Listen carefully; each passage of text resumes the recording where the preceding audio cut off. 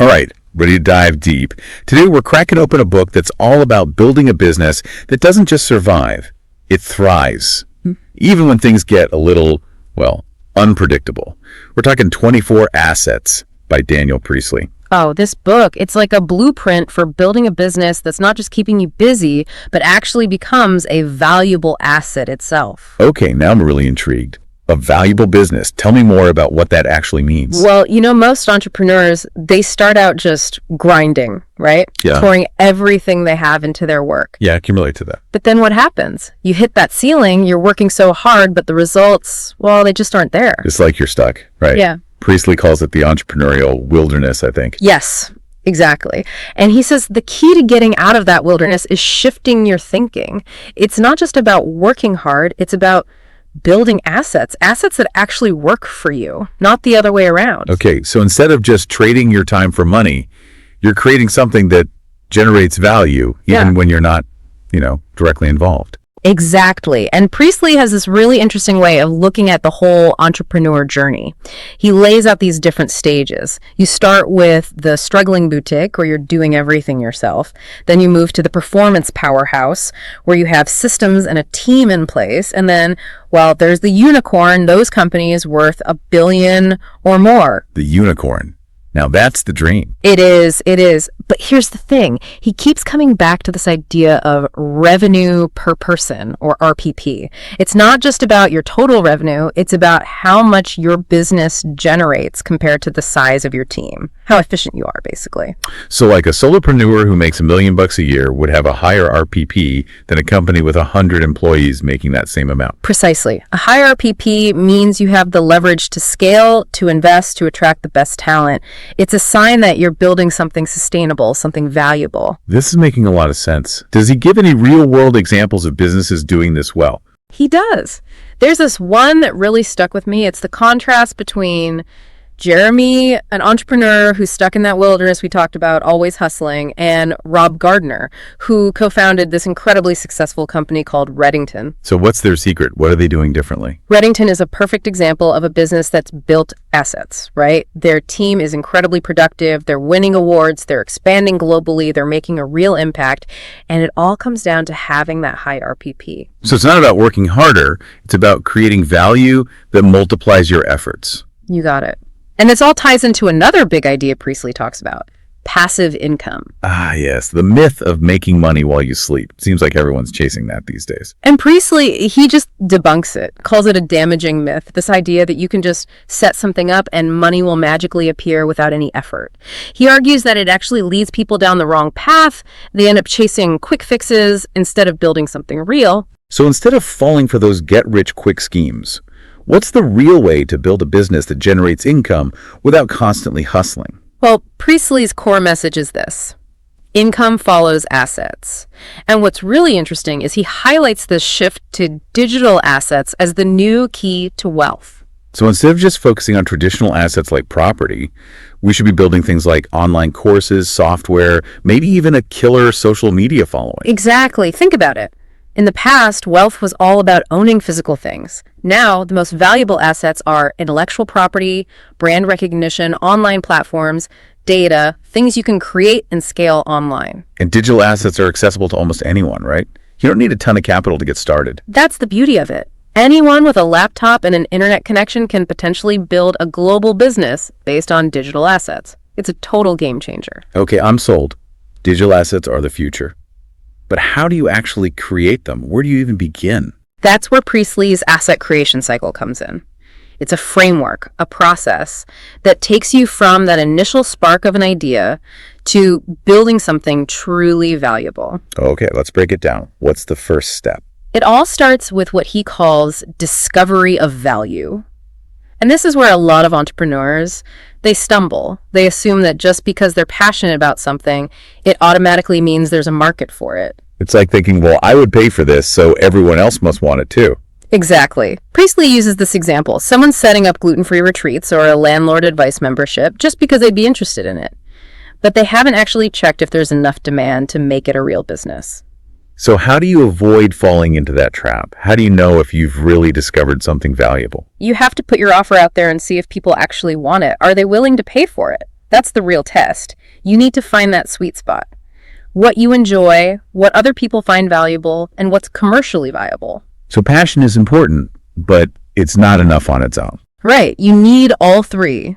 And if you get that right, you move on to the next stage in the cycle, oversubscribed value. Oversubscribed value? What does that even mean? It means demand for what you offer. It's bigger than what you can deliver. So you got people practically lining up. Exactly. That's when you know you've created something truly valuable. It's not just a good idea. It's an idea that people really want. So much so that you might even have to turn some away. Wow. Now that's a good problem to have. But how do you even get to that point? That's where influence comes in. Influence is an asset that multiplies value. It attracts the right people, the right clients, the best talent wants to work with you. Partnerships just appear. Influence. Yeah. Okay. Can you give me a real world example of how that works as an asset? Priestley uses this great example from his own life. He had this simple email template where he'd tell potential speakers he wasn't looking for just anyone. He was looking for key people of influence. That phrase, it took off. It became his brand. Key person of influence. Right. And it shows how even something as simple as a phrase can become a powerful asset when it captures the right idea. It drew the right people in. I love that. So we've got discovery of value, oversubscribed value, and then influence. Where does the cycle go from there? The final stage is oversubscribed influence. It's like you've reached the top of the mountain and you're actually turning away amazing opportunities because you just can't handle them all. Your expertise is so sought after that you get to choose. And this all ties back to RPP. Absolutely. High RPP is a sign of a business that's built the right assets. It's not just about working hard, it's about having those assets working for you. It's not about the hustle, it's about value that just keeps growing. I like that. That's it. And it leads to another crucial point Priestley makes. Changing your mindset. He contrasts profit and loss thinking with balance sheet thinking. Okay, I'm curious. Break that down for me. Profit and loss thinking is all about the short term, right? Focusing on immediate sales and cutting costs. But balance sheet thinking, that's about investing in long-term assets, things that will grow in value over time. So it's like the difference between squeezing every penny out of today versus building something that will pay off for years to come. Exactly. And Priestley shares this really powerful story from his own life. He had this successful events business bringing in millions, but then during the recession, it all collapsed. Oh, wow. What happened? He realized he'd been focusing on the wrong things. He didn't actually own any of the core assets, the products, the brands. He was basically just a middleman. So when the economy tanked, his business had nothing to stand on. It's a tough lesson to learn. So it was a wake-up call. He realized he needed to shift his focus to building assets. Absolutely. And that's what led him to develop the Key Person of Influence brand, which became much more resilient, much more valuable in the long run. It makes you think, are we so focused on quick wins that we're forgetting to build something solid for the future? It's a great question. And it leads us right into the heart of the book, the 24 Assets Framework. Okay, so this is where Priestley gets really specific. He actually lists 24 types of assets that every business should be developing. He does. He breaks them down into 7 categories: intellectual property, brand, market, product, systems, culture, and funding. And within each category, he gives you examples of the kinds of assets that fit under that umbrella. Wow, that's comprehensive. Can you give me a sneak peek, just a taste of what we're talking about? Sure. So under intellectual property, you've got things like content, articles, blog posts, videos, podcasts, really anything that captures your knowledge.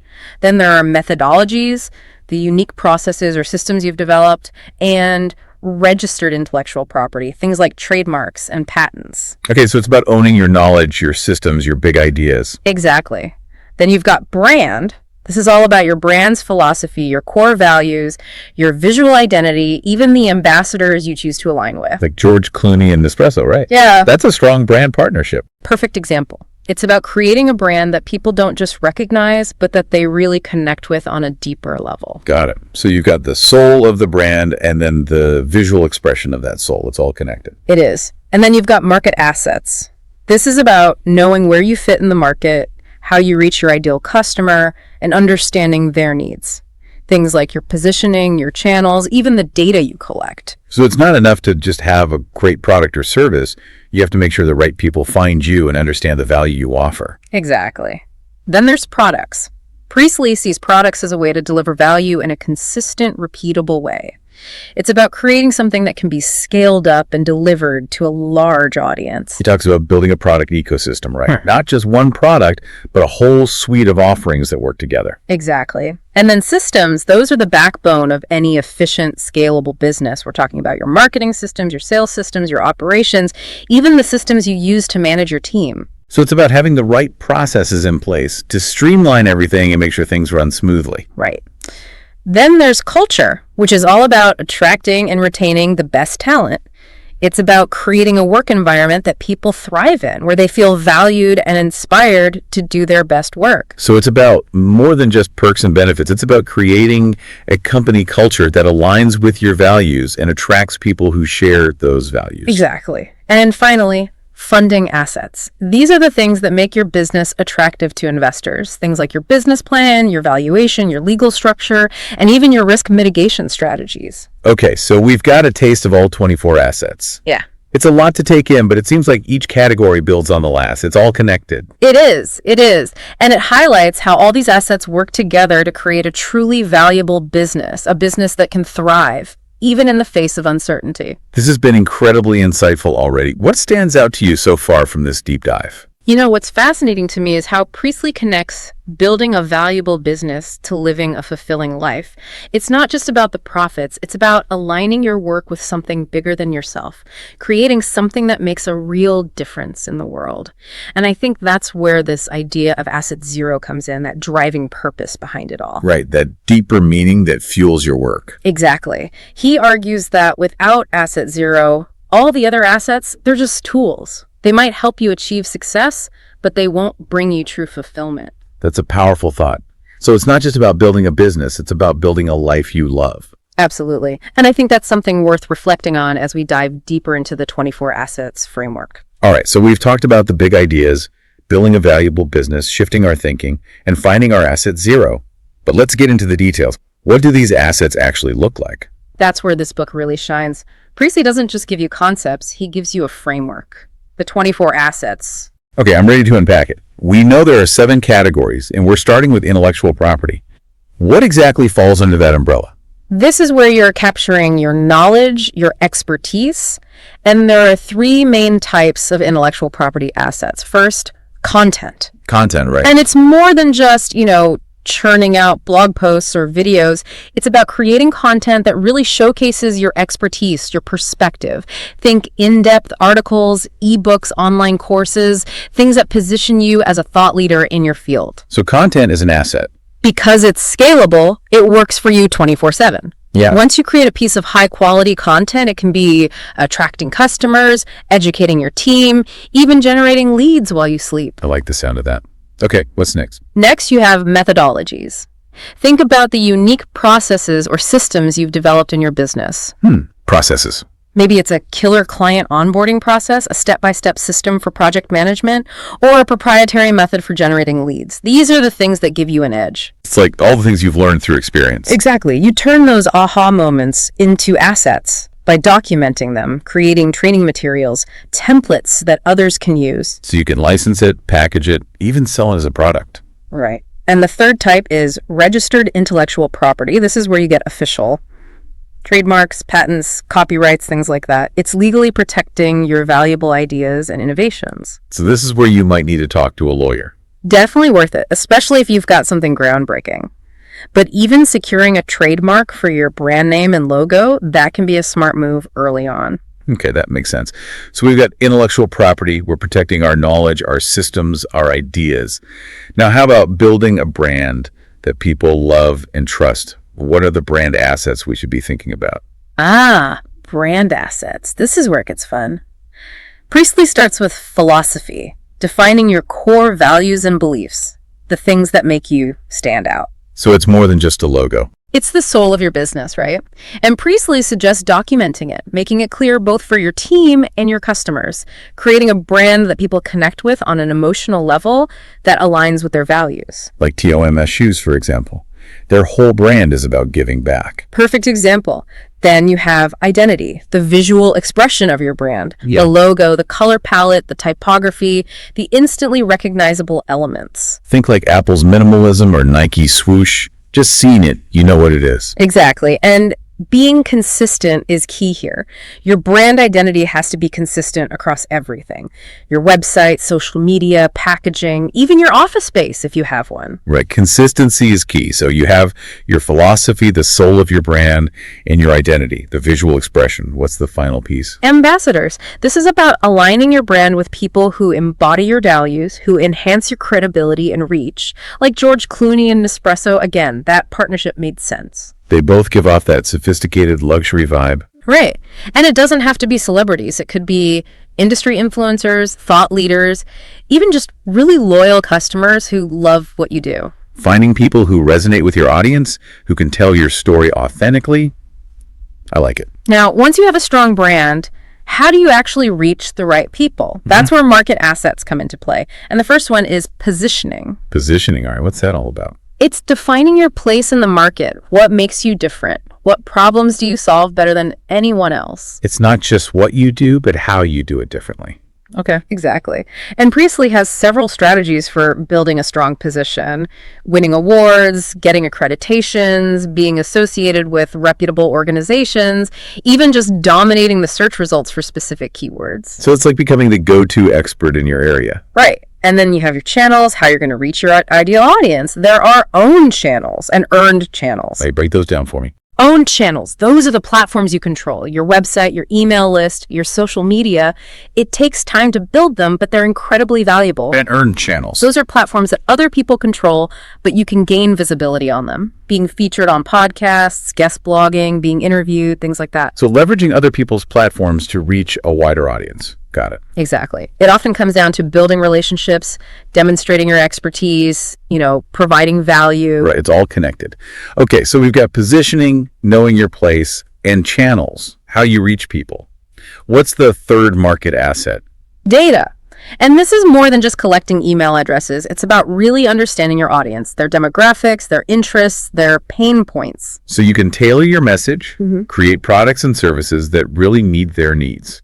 Think about how Amazon recommends products, or Spotify creates personalized playlists. That's the power of data. Data really is king. Okay, let's move on to products. Priestley sees products as a way to deliver value consistently, in a way you can replicate.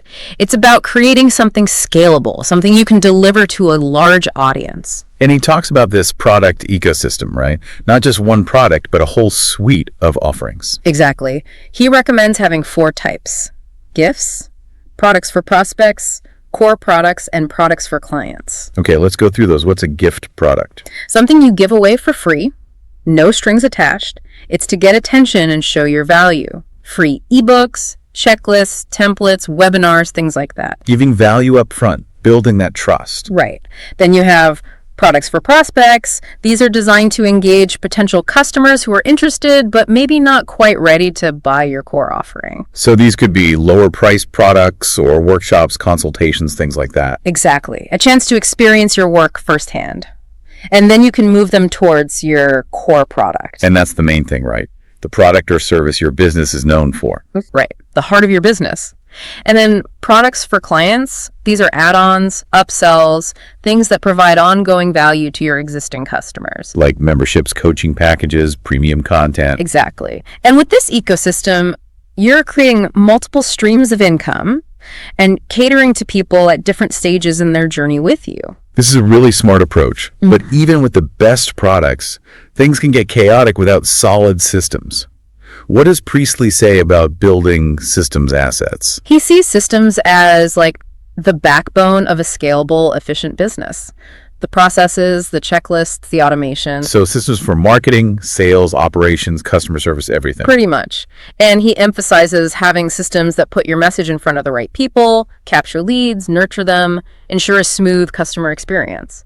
Like a well-oiled machine that runs smoothly even when you're not there. This is starting to sound like that passive income thing we debunked earlier. Not exactly. It's not about eliminating the human touch. It's about using systems to handle those repetitive tasks, the things that can be automated. Then you and your team can focus on the creative, strategic stuff. So working smarter, not harder. Okay, I like that. And it frees up your time to focus on what you're passionate about, which brings us back to asset zero. It always comes back to that, doesn't it? Can you give me some specific examples of the systems Priestley recommends? He divides them into three main areas: marketing and sales systems, management and administration systems, and operational systems. Let's start with marketing and sales. What kinds of systems are we talking about? Think about how you get leads, how you nurture them, how you turn them into customers, targeted Facebook or Instagram ads, an email sequence, a CRM to track your interactions. So a systematic approach to every stage. Right. Priestley talks about creating systems that, make it hard to stop the leads from coming in. Imagine a system consistently delivering qualified leads right to you. Okay, sign me up. Now, what about management and administration systems? This is all the behind-the-scenes stuff, the things that keep the business running. How you track expenses, pay invoices, manage your team, organize files. So things like accounting software, project management tools, cloud storage, all that. Yep. Choosing the right tools and making sure they all work together smoothly. And finally, operational systems. What are those? This is about making sure the customer has a smooth experience, from placing an order to receiving their product or service. Shipping, fulfillment, customer support, returns, all of that. Making the journey enjoyable for the customer. Got it. Priestley highlights companies like Amazon. They're really good at this. Their systems are so good that they've set a new standard. Okay, it seems like each category builds on the one before it. You start with intellectual property, build your brand, find your market, create products, and then the systems tie it all together. You got it. It shows how everything works together to make a valuable business. Okay, let's talk about culture then. What assets fall under that category? Priestley breaks it down into 4 areas: key people of influence, sales and marketing, management and administration, and technicians. So attracting the best people in every area. But what are culture assets? How do you create those? It's about building a culture that attracts those people. Right. What are your values? What kind of environment do you create? What opportunities for growth are there? Culture assets could be things like a strong mission statement, clearly defined values, training programs, even ways to recognize and reward achievements. Exactly. It's a culture where people feel supported and inspired, where they want to do their best work. And Priestley says it's important to make that culture visible, right? Videos, articles, internal newsletters, even just conversations, making your culture tangible. So it's not just having it, it's showing it. Exactly. And it's not just about work, it's about impact. Remember the global goals. The 17 goals from the UN, right? Sustainability, equality, those things. Yes. Aligning your company culture with a global goal. It's a great way to attract people who are passionate about making a difference. That's powerful. Okay, so we've covered 6 categories of assets: intellectual property, brand, market, product, systems, and culture. What's the last one? Funding assets. This is where things get interesting, especially if you want to grow quickly or attract investors. So these are the assets that make your business attractive to funders. Right. Priestley lays out 4 key funding assets: your business plan, your valuation, your structure, and your risk mitigation strategies. Let's start with the business plan. What makes that an asset? A good business plan is more than just a document. It's a roadmap. It shows your vision, your strategy, your financial projections, your plan for growth. It builds confidence with investors. Exactly. And Priestley emphasizes having a professional, well-structured plan, especially if you're seeking serious investment. Probably worth getting some expert help with that. It can be a good investment. Then there's your valuation, knowing what your business is worth. And you need to be able to back that up with data, right? Of course, you need a clear picture of your financials, your revenue, your assets, your growth potential. Sounds complicated. It can be. It's definitely worth talking to an expert to figure out the best approach for your specific business. Once you have your plan and valuation, you need to think about your structure. How is your business legally organized? Like sole proprietorship, LLC, that kind of thing. Right. Choosing the right structure can protect you, minimize taxes, and make it easier to raise capital. And then risk mitigation. What is that? Risk, okay. It's about identifying and addressing potential problems that could affect your business. Market changes, competition, even things like natural disasters. So having a plan B, a backup plan. Exactly. It might be insurance, diversification, or contingency planning, showing investors you're prepared. Being proactive. Okay, so that's all 24 assets. A lot to digest. It is. But remember, you don't have to do everything at once. Understand the types of assets and then prioritize based on your goals and where your business is right now. That makes sense. So we understand the types of assets, but it's not enough to just have them, right? Yeah. Priestley talks about remarkable assets. What does that even mean? He means It's not enough to just check the boxes. Your assets have to stand out, be impressive. So how do you create remarkable assets? Is it about hiring the best people, the most expensive consultants? It's more than that. It's about iteration, refining, constantly pushing yourself and your team to create something exceptional. He talks about 5 stages of asset creation, right? Yes. Concepts and ideas, where you brainstorm and explore. Then you construct a briefing document where you capture your vision. Then you create a beta version, a first draft to test and get feedback on. So getting it out there, even if it's not perfect, and learning from feedback. Exactly. And then you refine it, creating a commercial version that's ready to launch and generate revenue. But there's one more step. There's more. The remarkable version. This is where you go above and beyond. Sweat the details, obsess over the experience, and deliver something truly exceptional. I like that. It's about constantly striving for excellence, even when you think it's already great. And he talks about stealing like an artist. Yeah. Finding inspiration in unexpected places. Yeah. Borrowing ideas, remixing things. Be open to new ideas, experiment, and always pursue excellence. It never really ends. Even when you have a remarkable asset, there's always room to improve. So a culture of always getting better, making a bigger impact. That's it. We've covered a lot. The 24 assets, the asset creation cycle, the importance of remarkable assets. What stands out to you from this part of the deep dive? I think it's really interesting how Priestley connects building a business to living a fulfilling life. It's not just about the money, it's about purpose, about making a difference. That's where asset zero comes in. That driving force, right? He says that without asset zero, all the other assets are just tools. They might bring success, but not real fulfillment. It's about finding that dopper meaning, the thing that fuels your work. But how do you find your asset zero? He has these really thought-provoking questions. What are you really up to in the world? What gives you that feeling of flow? What would you keep working on even if it was hard? Wow, those are deep questions. They are. It's about cutting through the noise and getting to what truly matters to you. And he says asset zero isn't something you find overnight. It takes time, reflection. You have to pay attention to what brings you joy. And when you find it, it becomes the guiding principle for your life and your business. Exactly. It's the foundation for building a business that's not just successful, but meaningful. And I think that's what makes Priestley's framework so powerful. It's about building a life you love. That's a perfect place to pause for now. We've explored the 24 assets framework. Now it's time to think about how you can use this.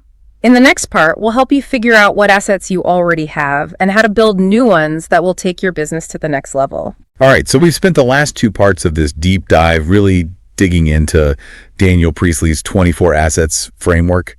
We explored all those different categories from intellectual property to funding assets, and we talked about how important it is to build those remarkable assets, the ones that really stand out. We've covered a lot, but now it's time to get practical. How do we actually use this stuff? How do we apply this to our own businesses? Right, because, well, knowledge is great, but we've got to put it into action. So let's shift gears and figure out how to actually do this. Okay, so let's think about what assets you already have. Remember, assets are anything that would still have value even if you weren't directly involved. So thinking about your business, what comes to mind? What are your strengths? What sets you apart? What are the things that just seem to work well even when you're not constantly managing them? We're talking things like your content, your brand, your customer base, even your systems and the people on your team. Those are assets. So think about it. What building blocks do you already have? And once you've got that list, think about the quality. Are these assets truly remarkable? Are they just, okay. Remember Priestley's idea of creating assets that are really impressive. Yep. Be honest with yourself. Don't be afraid to get a little critical. Is your website really engaging?